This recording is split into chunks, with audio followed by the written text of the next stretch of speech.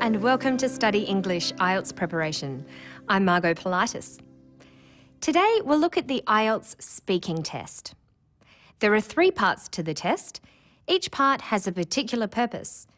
The examiner will record the interview to ensure the test is to standard and conducted fairly for all candidates. Let's watch someone begin their interview. Good morning. My name is Maria. What's your name? My name's Sanjay. Thank you. Can I just check your ID, please, Sanjay? Thank you, that's fine.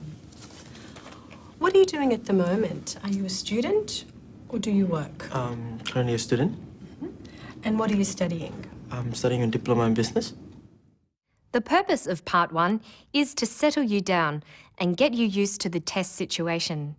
So you will only be required to answer some general questions about yourself on some familiar topics such as studies, travel, sports, family, food, and exercise. Let's see how another candidate answers questions about exercise. The first question is designed to test her skills at identifying. What kind of exercise do you enjoy? I enjoy running because I think it's easy, and I think you should need good shoes and you can run, and I can run at morning. It's really good, I think. The next question is to see how well she expresses an opinion. Is it important to exercise regularly? Yes, I think it's really important because you can keep your body healthy and you can keep fit, especially for girls that keep fit, and it's good for your health as well. This question tests comparing. Do you think people are exercising more these days compared to 50 years ago? No, I don't think so. Because you still like me, you don't have enough time. I think a lot of people don't have enough time as well, so they don't have enough regular exercise. Other skills that are assessed include describing, expressing preferences, and giving reasons. You are not expected to give in-depth answers at this stage of the interview, but you can extend your answer with a longer sentence. To help prepare for this section, you can develop vocabulary around the topic areas and make sure you know the verb tense that is appropriate for answering the question. For example, the question, "What kind of exercise do you enjoy?" is in the simple present tense. So she replies with the same tense, "I enjoy running." Listen again. What kind of exercise do you enjoy? I enjoy running. In Part 2, the examiner will give you a topic on a prompt card to talk about for 1 to 2 minutes. You will be allowed 1 minute to make some notes. After your talk, the examiner will ask you a follow-up question. The topics are of a general nature.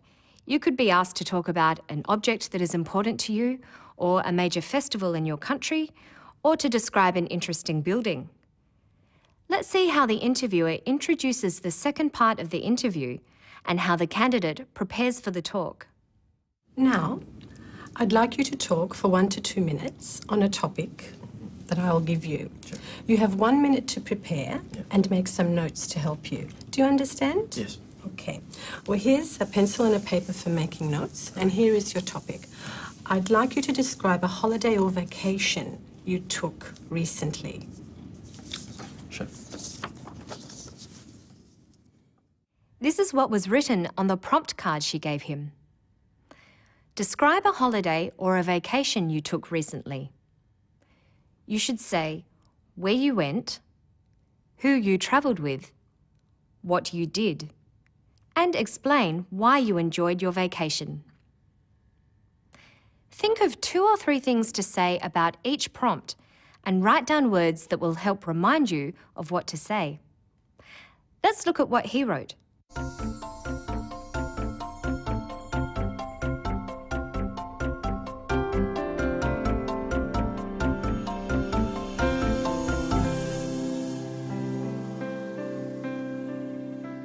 Do the notes help him? Let's listen to his talk. A holiday which I went recently was in Thailand, Bangkok, Thailand. We planned this, I guess, 2 weeks in advance. It's kind of a last-minute planning with my family. We decided to just go for a short holiday down to Bangkok. So we called my travel agent, and we got tickets booked for me, my mom, my brother, and my sister. It is important to begin your talk by introducing the topic. He is following the notes he made. For who, he tells us, we got tickets booked for me, my mum, my brother, and my sister. For what, he talks about shopping.